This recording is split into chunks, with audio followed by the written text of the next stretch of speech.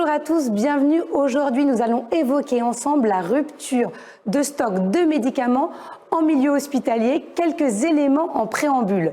Selon le dernier rapport d'activité de l'Agence nationale de sécurité du médicament, le nombre de signalements de rupture de stock et de risque de rupture s'est élevé l'année dernière à 2160 signalements contre 405 en 2016. Cela correspond à une augmentation de 400% des risques de rupture en 5 ans. C'est énorme et le phénomène continue d'ailleurs de s'accélérer. Les classes thérapeutiques les plus touchées sont les médicaments du système cardiovasculaire, du système nerveux, les anti-infectieux et les traitements contre le cancer.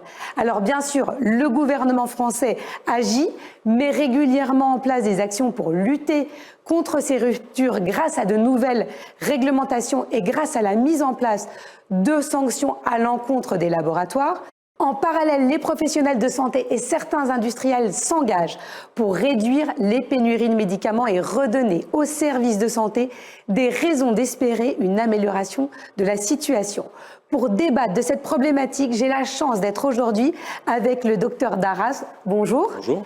Vous êtes pharmacien coordinateur de l'UNI-HA. Merci d'être avec nous. Nous sommes avec le docteur Mata. Bonjour. Bonjour. Vous êtes infectiologue à l'hôpital de Melun. Merci également d'être là. Et nous avons la chance d'être avec le docteur Shields. Vous êtes le président des laboratoires pharmaceutiques d'Elbert. Bonjour, rentrons dans le vif du sujet. Et c'est à vous, docteur Darras, que je m'adresse. Vous êtes pharmacien coordinateur des achats pour UNI-HA. Est-ce que vous pouvez nous rappeler ce que c'est que l'UNI-HA ? Absolument. Donc UNI-HA, c'est un groupement de coopération sanitaire, une centrale d'achat publique qui œuvre pour ses membres et dont les membres sont actionnaires. Donc c'est un but non lucratif et c'est une forme de mutualisation de moyens au niveau de l'achat qui contribue à une professionnalisation de la fonction achat depuis quelques années et qui sert donc les établissements dans leurs objectifs de performance au sens global du terme. Alors, quel est votre travail à vous au quotidien ?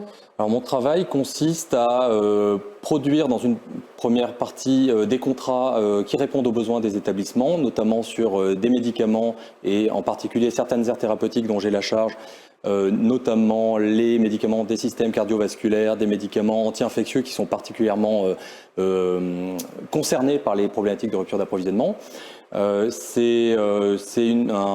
Quotidiennement aussi de répondre aux problématiques de rupture et notamment de trouver des alternatives lorsqu'elles existent pour pallier ces situations de pénurie.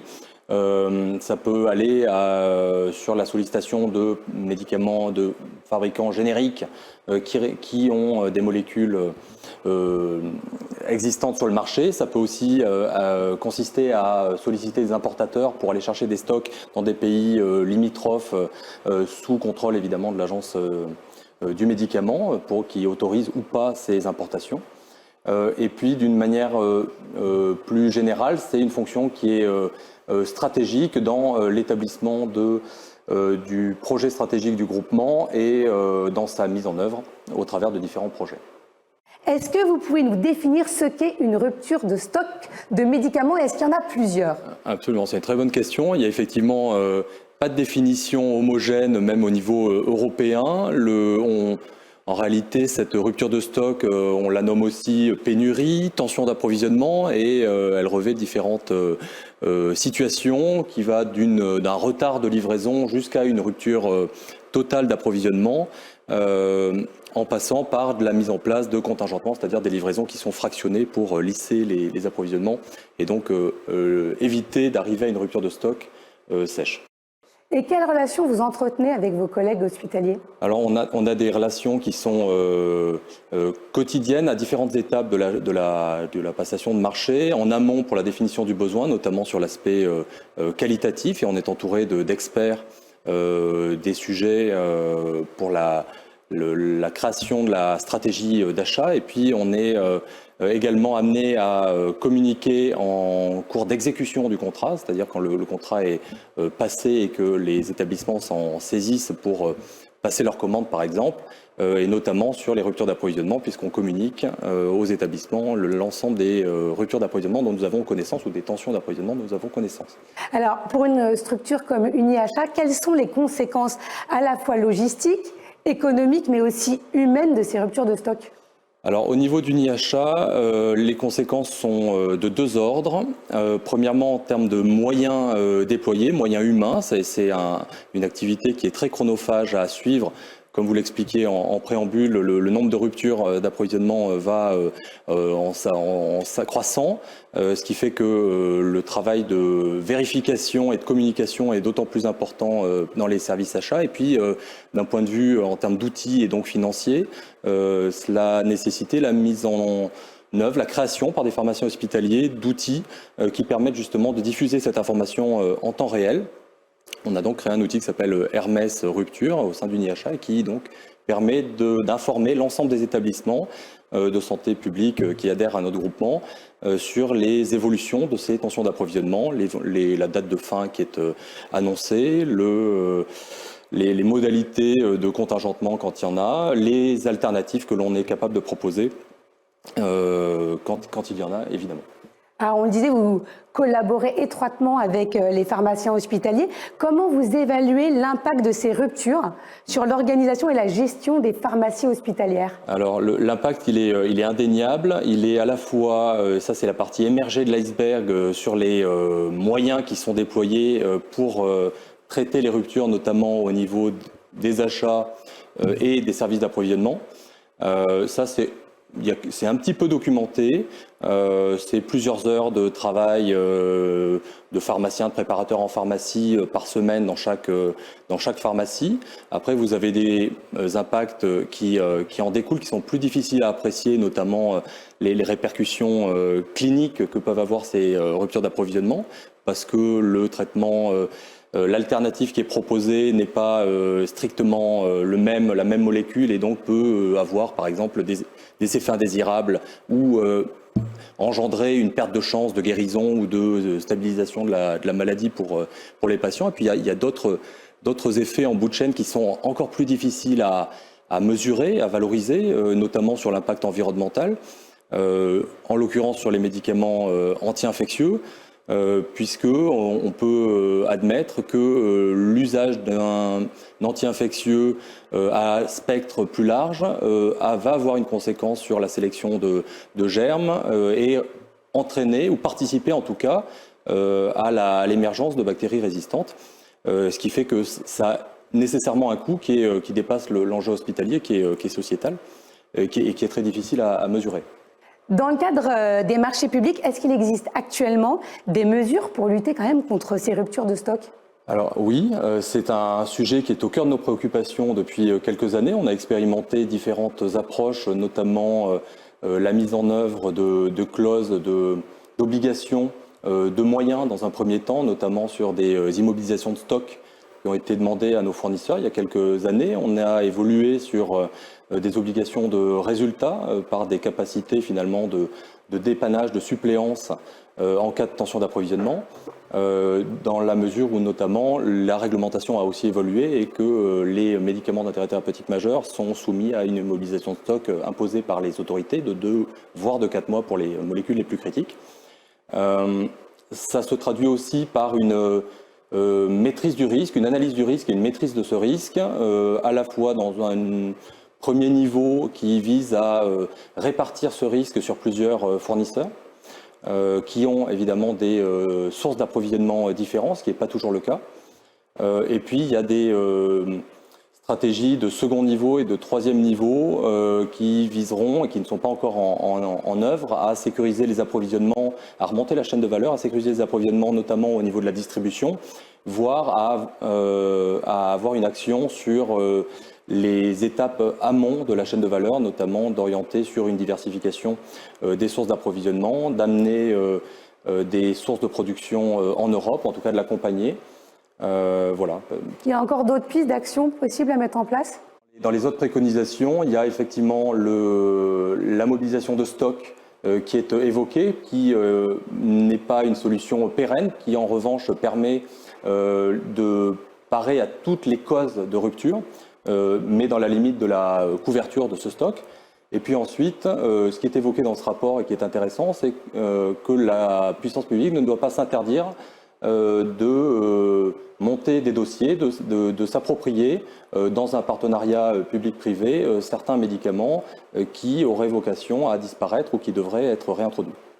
Docteur Mata, vous êtes infectiologue à l'hôpital de Melun. Quel type de patients traitez-vous? Donc, dans notre service de maladies infectieuses et tropicales, on s'occupe surtout d'infections graves telles que les méningites, les endocardites, les infections ostéo-articulaires.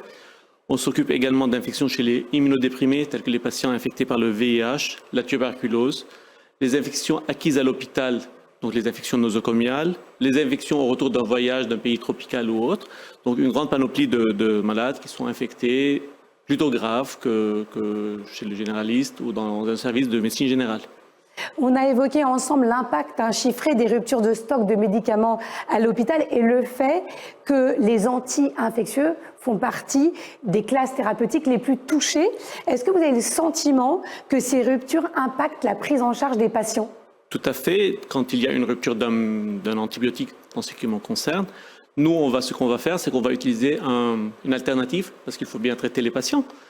Cependant, cette alternative n'a pas tout à fait les mêmes caractéristiques pour le patient. Je vais vous donner un exemple. Pour la syphilis, par exemple, le traitement de choix, c'est une injection d'extensiline qu'on fait une fois, et c'est tout à fait puis on est guéri, soit 3 fois à une semaine d'intervalle, en fonction du cas. Malheureusement, l'extensiline a souvent été en rupture de stock. Donc, la Société de pathologie infectieuse de langue française, qui est l'organisme, la société savante qui nous a émis des recommandations, de gérer ces patients en cas de rupture de stock. Donc, ce qu'on va utiliser, c'est soit un traitement qui est une injection de la ceftriaxone, qui est à très large spectre, donc qui va avoir des effets secondaires, mais qu'on va utiliser 8 à 10 jours au lieu d'une injection. Donc, on va avoir une injection pendant 10 jours au lieu d'avoir... Tous les jours, une injection quotidienne. On va l'avoir quotidiennement, tous les jours pendant 10 jours au lieu d'avoir une injection. Soit on va utiliser des comprimés pendant 14 à 28 jours. Donc, on voit que déjà, la durée de traitement, elle est plus longue. Les effets secondaires en termes d'écologie bactérienne, on va utiliser un médicament, c'est la ceftriaxone, qui a un impact large. Donc on va sélectionner probablement des mutants résistants et avoir plus de résistance bactérienne. Pour ce qui concerne les comprimés, on sait qu'ils sont contre-indiqués chez la femme enceinte, ils sont contre-indiqués parfois pour la minocycline par exemple, chez les patients qui ont une peau noire, ils sont contre-indiqués chez les enfants. Donc on est en face d'une problématique où on a plein de contraintes qu'on n'aurait pas eues si on avait le médicament qui était disponible.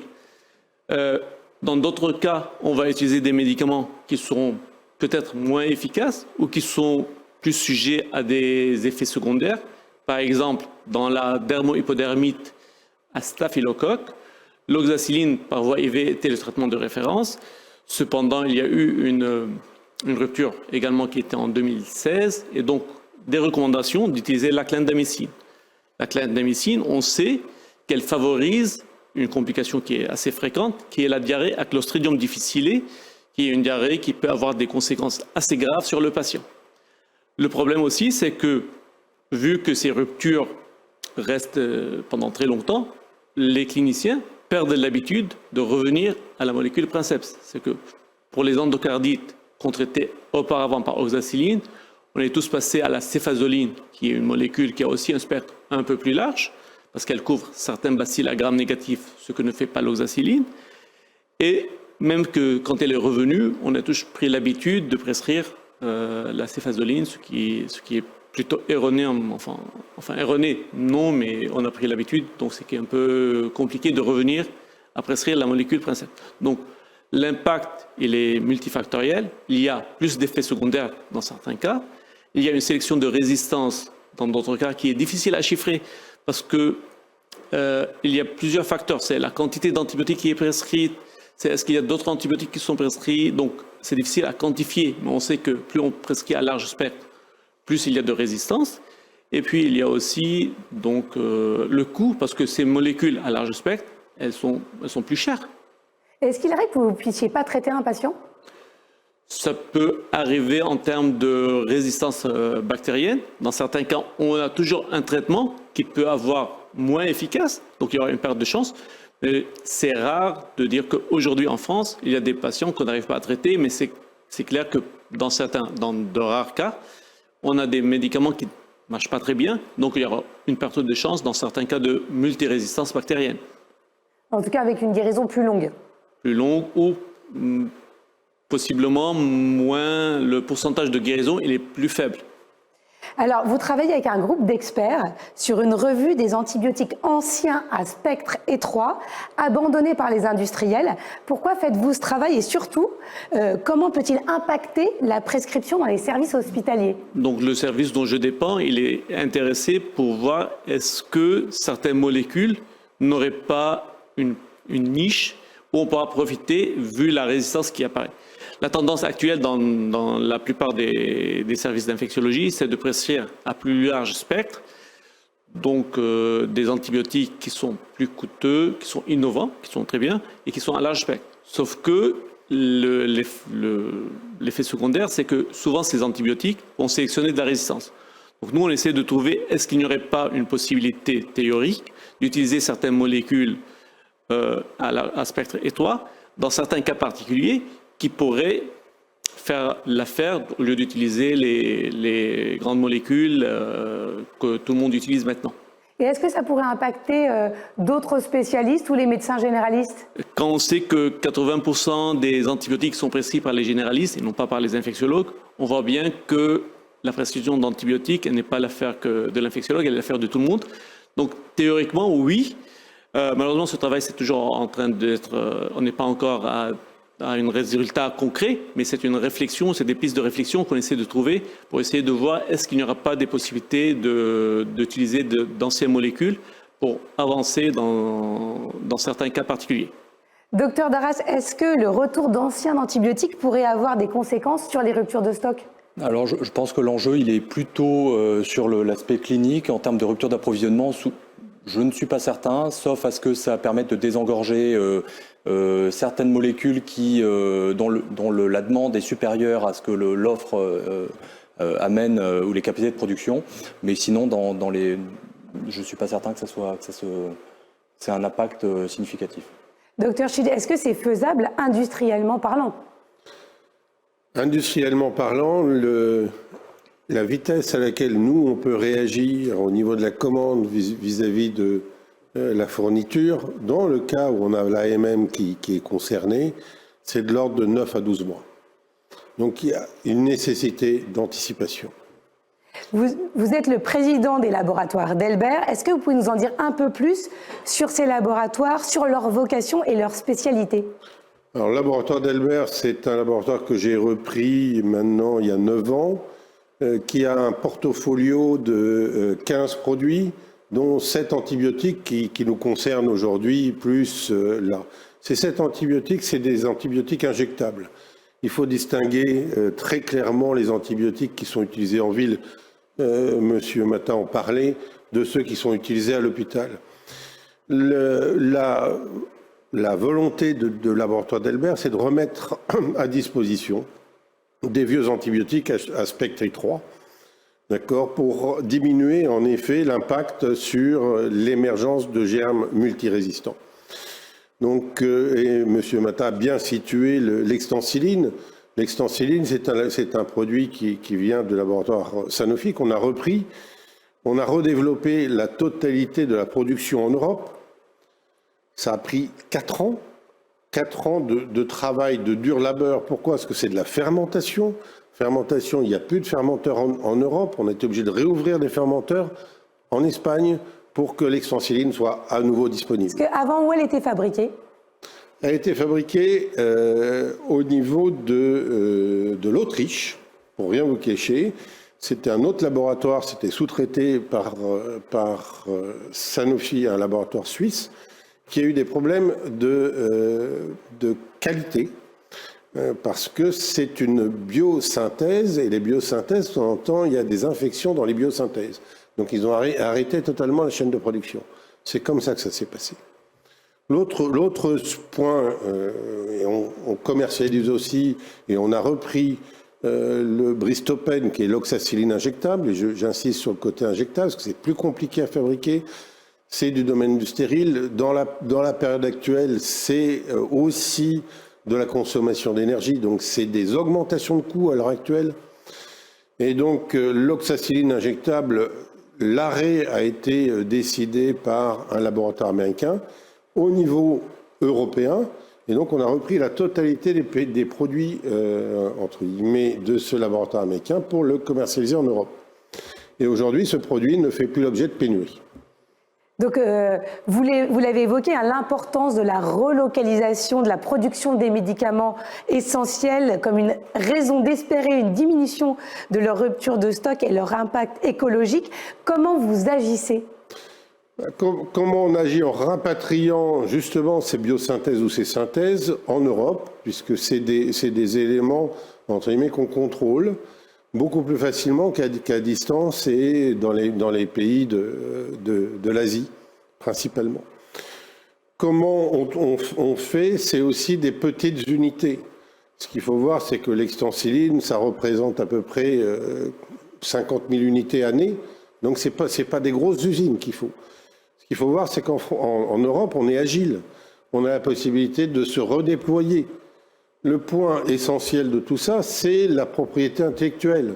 C'est comment accéder au dossier primaire. C'est l'avantage d'avoir discuté avec BMS, d'avoir discuté avec Sanofi pour qu'on transfère ce dossier. Sans ce dossier, je perds 2 ans dans le redéploiement d'une offre thérapeutique auprès des pharmaciens hospitaliers principalement, parce que nos clients, c'est les pharmaciens hospitaliers. Et alors, quelles sont les conséquences de cette recentralisation sur les ruptures de stock à court, moyen et long terme, et surtout, comment ça s'organise concrètement ? Alors, les ruptures de stock, encore une fois, nous avons un positionnement un peu particulier, puisqu'on arrive sur une rupture de stock qui est quasiment une rupture définitive, pour redévelopper une offre et faire en sorte que la rupture de stock n'existe plus à l'avenir. Ce qui est le cas d'oxacilline, ce qui est le cas actuellement de produits qu'on a repris auprès de GSK. Aujourd'hui, il y a un temps réglementaire qu'on a franchi et on peut s'assurer aujourd'hui à fournir les marchés. La seule difficulté, et je dois le reconnaître, c'est de pouvoir calibrer les commandes au niveau des usines. Quand vous avez 2 acteurs et que vous représentez 5% du marché, si l'autre acteur qui en représente 95% s'arrête pour des raisons de qualité, par exemple, d'un seul coup, vous avez un appel d'air qui fait 20 fois vos propres prévisions. Mais les usines ne peuvent pas suivre. Donc on a un problème, entre guillemets, d'anticipation des marchés. Et c'est pour ça qu'on travaille en close relation avec nos amis d'Uniachat pour essayer de trouver des moyens tampons pour empêcher l'arrivée de pénurie. Parce que la pénurie, c'est pas la mienne, c'est je la subis parce que l'autre est en pénurie. Et vous y arrivez là, progressivement, à vous adapter ? Alors, avec de multi-outils, on y arrive. Je vous ai dit, le lead time, c'est-à-dire le temps entre la commande et la livraison, c'est 9 mois. 9 mois sur l'usine de produits finis, mais faut-il encore que la matière première soit disponible. J'imagine que fabriquer des médicaments en Europe a un coût quand même supérieur. Alors, le coût dépend fondamentalement de 2 choses. C'est la matière première et le produit fini. Le produit fini est consommateur de ressources humaines et de surface. Donc, la surface et les ressources humaines est plus chère en Europe qu'en Chine. On arrive aujourd'hui à faire en sorte qu'il y ait beaucoup d'automates. Mais c'est pour les grosses séries. Quand on parle des petites séries, des petits volumes, aujourd'hui, tout est manuel. Donc, c'est beaucoup plus cher, en effet, de fabriquer en Europe. De plus, les contrôles qualité sont complètement différents. En cours de production du produit, vous n'aurez jamais de problème qualité sur une production européenne. Ça peut arriver sur des produits asiatiques. Et le 3e point, c'est les contrôles qualité des effluents et ventilation entre guillemets, de toutes nos usines pharmaceutiques, où l'écologie est mise en avant avec le contrôle, entre guillemets, de tout ce qui est eau de lavage. Et le lavage est une action très importante de le fonctionnement de l'usine, pour qu'il n'y ait pas de pollution croisée. Docteur Darras, est-ce que les acheteurs sont prêts à intégrer ces contraintes de fabrication? Oui, alors si vous voulez, vous avez plusieurs cas de figure. Vous avez le cas où le médicament est réintroduit et là, dans ce cas-là, le prix finalement importe peu. C'était une situation de monopole et le prix est librement fixé par l'industriel. Donc l'acheteur acceptera le prix qui est proposé pour peu que ça réponde à un besoin identifié et voilà. Après, sur des médicaments qui sont concurrentiels, des génériques par exemple, la question se pose de relocaliser ou de favoriser une production européenne. C'est pas l'enjeu direct de l'acheteur public, c'est un enjeu sociétal, politique, etc. Ça peut répondre par contre à un besoin hospitalier non couvert en termes de maîtrise du risque. Et de ce point de vue-là, effectivement, ça fait partie de nos critères de choix, pas tant sur la localisation du site de production, mais sur ce que ça implique en termes de sécurisation de l'approvisionnement. Et donc de ce point de vue-là, c'est valorisé. Ça également, ça mériterait d'être valorisé, ça ne l'est pas aujourd'hui dans les marchés publics, sur une prise en compte d'un coût complet, y compris sur les retombées économiques générées par la production sur le sol français ou le sol européen, ne serait-ce que par la fiscalité, ou d'un point de vue écologique qui sera un différé en termes de paiement, puisque les productions dans des pays exotique, lointain, ne se fait pas nécessairement sous les mêmes conditions réglementaires et on s'est évoqué effectivement sur le rejet par exemple dans les effluents, c'est notamment vrai sur les anti-infectieux où ces usines-là peuvent dans certaines situations créer à la fois le remède et le mal puisqu'on retrouve des bactéries résistantes dans leurs environnements et qui ont vocation à s'exporter et donc à revenir chez nous et rendre inutilisables les antibiotiques qu'on a acheté chez eux. Donc de ce point de vue-là, ça sera intéressant aussi de valoriser, et c'est très compliqué, le coût à terme de l'achat de médicaments dans des zones de production peu soucieuses de leurs conditions environnementales et de production. Est-ce qu'il y a d'autres pistes pour éviter les ruptures ou la disparition des produits essentiels sur lesquels vous travaillez actuellement? Alors, il y a deux manières, entre guillemets, d'anticiper les choses. Je pense que le travail qui est initié par la SPILF est une chose importante, d'identifier des produits qu'il nous faudrait à l'avenir. Deuxième chose, c'est de travailler au niveau européen, parce que la France est en rupture. On va rapatrier des produits belges, des produits à l'intérieur de l'Europe, voire même, et ça nous est arrivé, de rapatrier des produits tunisiens pour notre marché, pour le marché italien, en accord avec les autorités de santé. Voilà, donc il y a les transferts, il y a l'anticipation des commandes, de la demande finalement. Et puis le dernier point sur lequel j'aimerais insister, c'est que il y a des ruptures qui me font, moi, me fendre le cœur, c'est la rupture définitive, c'est-à-dire que l'industriel historique a arrêté son usine et met définitivement la clé sous la porte de ce médicament-là. Et là, je dis, moi, ce qui m'intéresse, c'est de récupérer la recette et la carte d'identité, en quelque sorte, qui me permettra de redémarrer plus vite. Et ce que je demande là-dedans, c'est qu'on puisse déposer cette recette, finalement, dans une unité, une fondation quelconque d'intérêt public. Là, on a vu des chiffres alarmants. Est-ce qu'on a des raisons, quand même, d'espérer une amélioration? À vous écouter, oui, quand même. Oui, amélioration, parce qu'il y a un intérêt nouveau sur les antibiotiques injectables, principalement à Spectec 3. Il y a un savoir-faire qui existe de par le monde et on trouve assez rapidement, faut-il encore avoir quelque part des débouchés quasiment certains. Ce que disait M. Matta est tout à fait juste. La réinstallation d'habitude d'utiliser tel ou tel antibiotique est très difficile à réverser. Après 4 ans de non-prescription, c'est très difficile de revenir en arrière. Je prends l'exemple de l'extensiline. Les ventes en France de l'extensiline sont revenues à 60% des ventes antérieures avant sa rupture. Vous ne réinstallez pas la totalité. Mais on va vers une amélioration quand même. Docteur Darras, docteur Matta, est-ce que vous partagez quand même un peu cet optimisme? Est-ce qu'on peut renverser la courbe? Alors, oui, pour l'aspect de l'approvisionnement, effectivement, c'est ce que j'évoquais tout à l'heure et qui est repris sur la les risques de rupture en cascade finalement d'un fournisseur qui ensuite entraîne un autre qui n'a pas la capacité de suppléer, voire même qui se reporte sur d'autres molécules. On a déjà connu ça il y a quelques années où plusieurs molécules sont tombées en rupture tour à tour par un effet boule de neige finalement d'entraînement. Et donc ça, ce sont des risques que l'on est capable aujourd'hui d'identifier et de couvrir dans nos stratégies achats. Donc de ce point de vue-là, j'espère qu'elles seront fructueuses et qu'effectivement elles permettront d'éviter ce type de désagrément à l'avenir. Docteur Matta, vous êtes optimiste ? Oui, il le faut de toute façon, parce que sinon ça va être très catastrophique. Donc je pense que oui, parce que la plupart des acteurs sont conscients du problème et qu'il y a des mesures concrètes qui sont faites pour essayer de le régler. C'est pas facile, mais je pense que oui, il y aura des solutions à l'avenir.